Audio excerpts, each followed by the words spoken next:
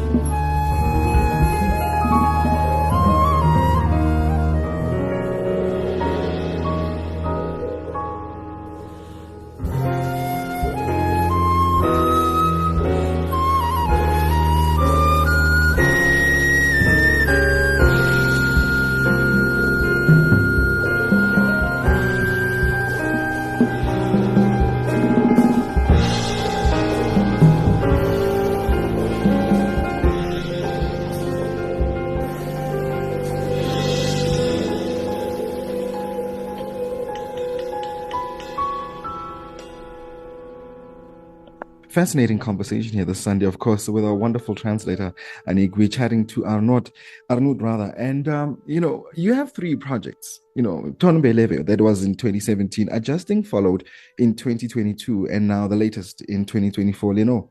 Your drumming style, is known for its versatility and creativity. How would you describe, maybe, your approach to the three projects?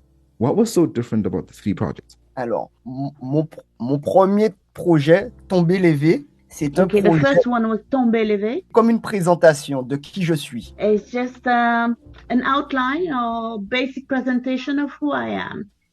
C'est-à-dire que Tomber Lévé, c'est vraiment un hommage à ma famille, à la Caraïbe et au jazz aussi, en fait, au jazz.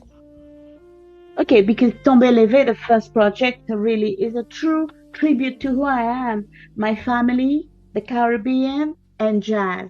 Et les morceaux qui sont dessus, ce sont des morceaux, pour la plupart, que j'avais composés au début de ma carrière de compositeur. Et grâce à ces morceaux et grâce à cet album m'a vraiment donné confiance en moi pour aller... Pour continuer à produire des morceaux et des albums. Okay, and really all the tunes that are on this Tombe Lévé first project were composed early in my career as a composer. And with that album, I was able to gain more trust, more confidence and faith to go forward and move to something else. Le deuxième album, donc Adjusting, the second project. C'est un album où j'ai voulu aller plus loin et ne pas faire de concessions dans ma manière d'entendre la musique, jazz en tout cas. Jazz et le gros cas aussi, parce que il faut savoir que même si mes albums sont très jazz, mais la base de mon inspiration reste toujours la musique caribéenne et plus particulièrement le gros cas. Okay, with adjoining, I wanted to go further and I wanted to be genuine because you know that I'm jazz and I'm Goroka. And even in playing jazz and Goroka, I wanted that Caribbean and that Goroka specificity to come out.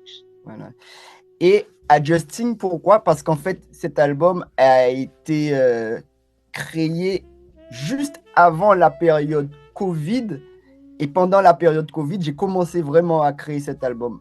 Avant et pendant. Et Adjusting, parce que déjà, il fallait qu'on s'adapte à notre vie à cette époque. Et pour moi, de prendre tout ça comme une force, en fait. Les choses, entre guillemets, qu'on trouvait mauvaises, justement de le transformer dans une manière positive. Donc, Adjusting, c'est ça. And you need to understand that the reason it is called Adjusting, it's because basically I started composing this just before the COVID crisis and during the COVID crisis. So it was a time when we had to adapt to new conditions. And really, I wanted to take everything as it was and take what was potentially a hindrance, a failure, and make it a strength, meaning adapting from bad to positive, moving towards positive from a very poor situation. Voilà.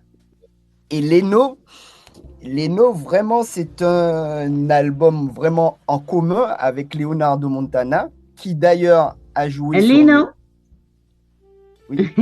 Leno is a joint baby, a joint creation with Leonardo, who actually has played on my album. Et voilà, en fait, il a joué sur tous mes albums, en fait, en tant que leader. He was featured in all the projects, in fact. He was there all the time. Et Leonardo, c'est vraiment un très, très, très, très grand ami. On se connaît depuis plus de 15 ans maintenant. Leonardo is really a genuine friend of mine, a really, really, really good friend, my pal. And we've known one another each other for 15 years now. Voilà. You know that we've always played together with Leonardo, and in fact, very often people call us to play with other musicians, jazz and other musics, and very often both of us we're called together to play.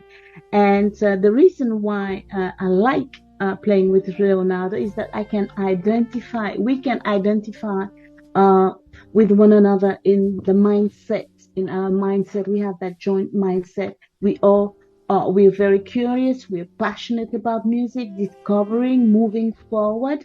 And really that album together was a state of bliss and happiness, because it was like working two as one, and that working piano and drumming was really something that we nurtured together. And even before we actually played together for this album, when we met, we found that in-depth desire to move forward, things that were similar even on two different instruments, and it came as magic fusion. Really great storytelling here on the K-Jazz Show. Of course, if you've just joined us, we're in conversation with our drummer, Arnaud Dolmen, chatting to us from France this Sunday. And we're exploring Goka-infused jazz improvisation led by the drum. Yeah. And we have also been listening to some of his music throughout this conversation. Now, as we draw to a close, Arnaud, how important, do you think it is for musicians to explore different genres or styles? Pour moi, c'est important déjà pour l'ouverture d'esprit. For me, for your mindset, it's important. Le fait d'essayer de connaître l'autre pour avancer. Trying to know others, to move along together. Et pour moi, la musique, c'est comme la vie, c'est-à-dire... And for me, music is like life. And music for me is just like when you meet somebody and you're kind of intrigued at that person, so you want to know more. And you want to go further and know the person in depth. So it works the same for me, for music. But also for me, in addition to know others, it's very important for me to go more and more in depth in who I am and what I have in order, because you see, in life, you actually realize that we have the same push and pulls and many things that are very similar. But by going more in depth in who you are, and what you know about yourself, it enables you to have a better gaze at others and understand also how they react and who they are and so on. Better accept them. Well, thank you, Arnaud, for joining us this Sunday. And of course, we look forward to hearing more from you. And again, thank you again, Anik, for spending time with us as we, as a connection point for our conversation this Sunday. Thank you. Thank you. Absolutely. He is a Goka. Yeah, man. He is a Goka and jazz improvisation drummer. His name is Arnaud Dolmen, as our page 3 featured artist this Sunday on the K-Jazz Show.